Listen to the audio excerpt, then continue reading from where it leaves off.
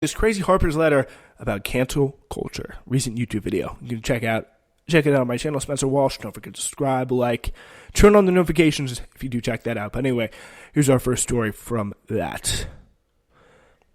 Hello, everybody. We have a very, very interesting episode for you today because we will be talking about essentially a brand new letter that is really making the rounds. It's being very popular and very heavily discussed online, which I think to some degree it makes sense because a lot of things are heavily discussed online that are, I guess you could argue, not very relevant in other circumstances, and maybe this falls under that category. It is certainly possible, but something I do think that it is a relevant point of discussion. So it's called A Letter on Justice in Open Debates. So very, very high stakes there. So setting itself up definitely as a very valuable. It's been signed by some pretty important people. I'll see if it says at the bottom. What's a very short letter, but here we go. I guess we could look at it. Elliot Ackerman. Let's see if I can see any more. Neil Blair, Agent Dale. So just like academics. Noam Chomsky, a big person on here. Margaret Atwood. How could I forget? Let's see what else we have here. Again, did I mention Noam Chomsky? There's David Frum is another one. Francis Fukuyama. Malcolm Gladwell, Michelle Goldberg, Rebecca Goldstein. So just a bunch of very, very Jeet Heer of the Nation, Katie Herzog. So pretty much the biggest people in academia. And I'm just only looking at the left-hand column of this massive, massive list. It's just pretty much the kind of a who's who. J.K. Rowling, who probably I don't know why this cause thought it was a great idea to like recruit her into just giving on some of the cancellation stuff. Well, what letter is about, not our overzealously canceling people. So I guess it makes sense. But what she seems like an interesting choice to want to include her in any kind of cause with the hot water she's in with her turfing at the moment. But I guess maybe they thought it was fair. But this is the point I'm trying to make here is a lot of very famous people signed this letter. Even Zephyr Teachout, some like legitimate progressives here. Anne-Marie Slaughter, the Obama national security person. So Zephyr Teachout, Bari Weiss, Randy Weingartner, president of the AFT, signed this. So Zayd Jilani, the journalist. So academia, politics, writing, activism, just a who's who of very, very important, powerful people signed this. And let's take a look at what it has to say. So here it says, our cultural institutions are facing a moment of trial. Protests for racial and social justice are leading to overdue demands for police reform, along with wider calls of greater equality and inclusion across our society, not least in higher education, journalism, philanthropy, and the arts. So that's pretty much sums up, I would say, the disciplines that the signees of this letter partake in. But this needed reckoning has also identified a new set of moral attitudes and political commitments that tend to weaken our norms of open debate and toleration of differences in favor of ideological conformity. And again, I think this is, like, to some degree, it's a fair thing to say. It's a fair point to say. Like, you have to be able to, like, have an open debate, have an open discussion. I don't think, to a large degree, and of course there are some instances where I think cancellations have been unjust, and I think to a large part, they have been called out as unjust. Like when people have tried to cancel, for example, one that comes to mind is, what's that guy's the comedian's name? Aziz Ansari. Like the woman who accused him. Pretty much her allegation was that they had like a bad date or something like that, and tried to pretty much ruin his career over it, and was, if I recall, pretty much called out by a very famous lady on TV and by a lot of other people online. And I'm pretty sure Aziz is pretty well, positioned. I don't know if I don't think he's homeless. I think his career's all right. But let's see what else he has to say here. The forces of illiberalism are gaining strength throughout the world and have a powerful ally in Donald Trump, who represents a threat to democracy. A real threat to democracy. But resistance must not be allowed to harden into its own brand of dogma or coercion, which right-wing demagogues are already exploiting. The democratic inclusion we want can be achieved only if we speak out against the intolerant climate that has set in on all sides. So, again, the 20 minutes saying this, and this is if you look at it, it's pretty bipartisan. There's definitely a lot of bipartisan signing on here. You got, like, lefties, like, I don't know, so like Nell Irvin Painter. I mean, I think she's been on Democracy Now. I don't know. That makes someone a leftist. I mean, you got presidents of teachers unions signing this, and you got people like David Frum signing this, who are just awful people with like pretty morally repugnant views. And it's really kind of interesting. It's an interesting thing to see why so many people have this like this shared priority. And of course, they do kind of say it in terms that are not very specific. They don't cite very many specific examples, so it's kind of hard to get, I think, an idea of the exact type of cancellation they're talking about, because there's lots of different cancellations for lots of different things. But here, let's delve in further.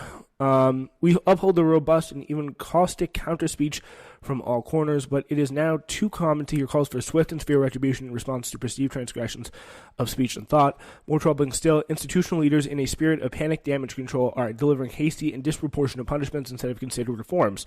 And again, I think there is a certain element of this cancel cultural stuff that like it is a large part like BS and very much like ignoring the point that there are some things that like people, for example, Boeing, like they recently fired someone for saying that they were against, I think that one of their top executives for saying that they were against women in combat in the year 1987.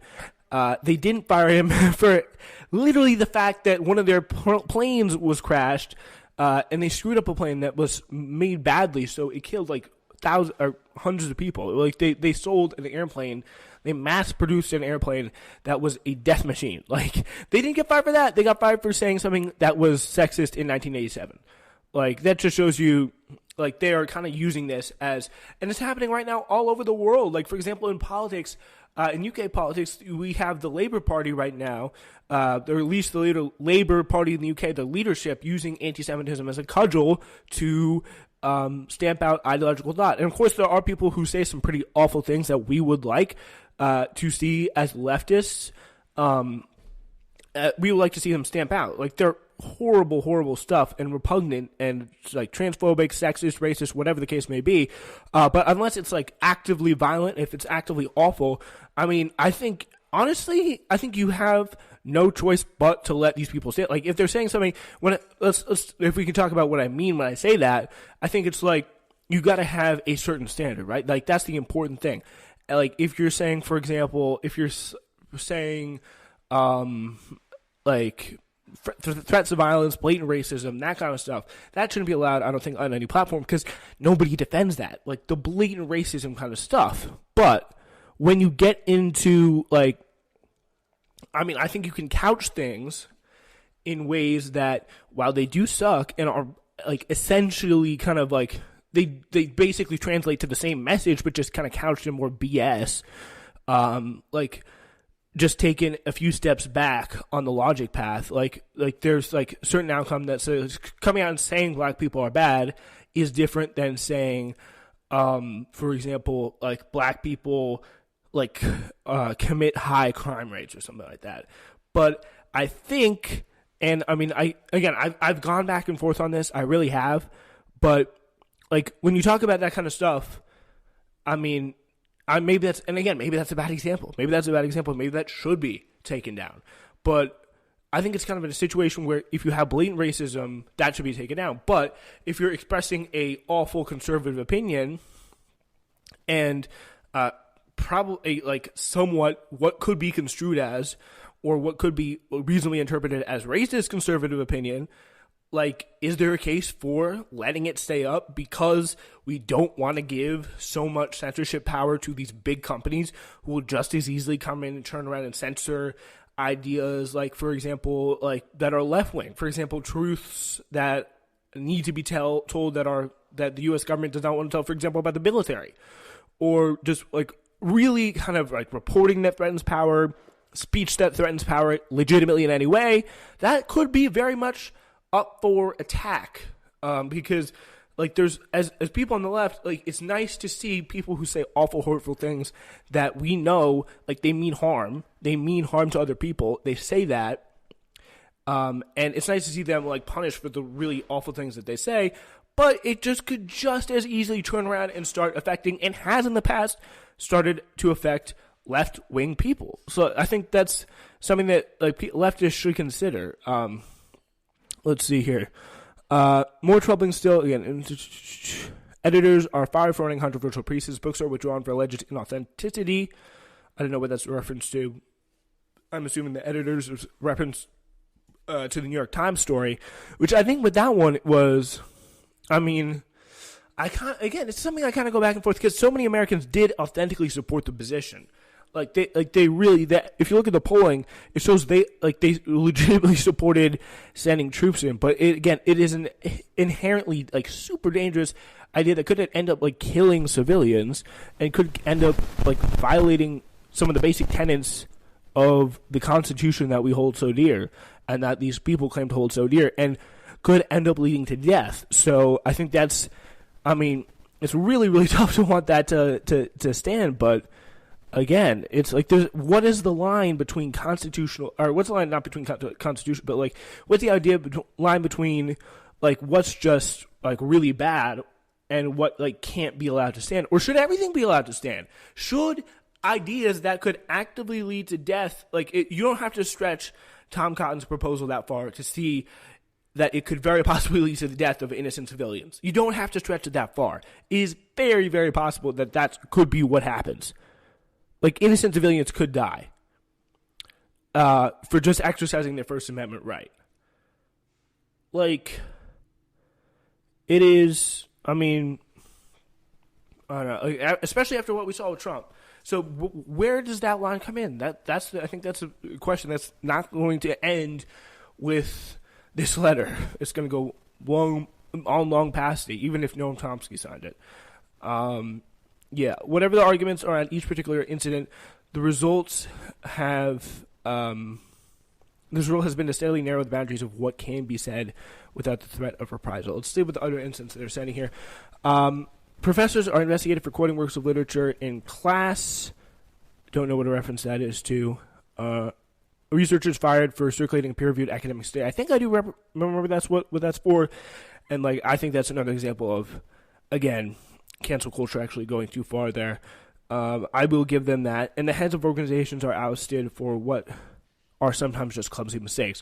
It would have been nice to actually get some specifics there, because I think the specifics of each case are very, very much up for debate. The specifics of each case matter. I think they really do matter in terms of what action should be taken. But they don't really share much detail. Let's see. Whatever the arguments, we are already paying the price in greater risk aversion among writers, artists, and journalists who fear for their livelihoods if they depart from the consensus or even lack sufficient zeal and agreement. The stifling atmosphere will ultimately harm the most vital causes of our time. The restriction of debate, whether by a repressive government or intolerant society, invariably hurts those who lack power and makes everyone else less capable of democratic participation. The way to defeat bad ideas is by exposure, argument, and persuasion, not by trying to silence or wish them away. And I think there is, that is a fair point to some degrees, but I think, there are some things that should not be allowed to stand, like the kind of blatant racism I was talking about, the threats of violence, the threats of should blatant, clear racism with slurs be on a platform? Is that going to stifle some of the causes of our time? I mean, I don't think these people would say that, and I think these people would probably be pretty mad and accuse me of being disingenuous for suggesting that they're suggesting that. But again, the question that I would ask all these signees is, where's the line? What comes through as okay and what is not okay? Are there certain ideas? What are they saying is here? What they're saying is here, are there certain ideas, what I'm saying here is, are there certain ideas that they think should be allowed to stand? Yeah, so the restriction of debate, whether by the way to defeat we refuse any false choice between justice and freedom, which cannot exist without each other. As writers, we need a culture that leaves us room for experimentation, mistaking, and even mistakes. If we don't defend the very thing on which our work depends, we shouldn't expect the public or state to defend it for us. So again, I think there's some legitimate points here. I think there does need to be a free debate, and I think cancel culture can sometimes be a little bit dumb. But I think this is the question that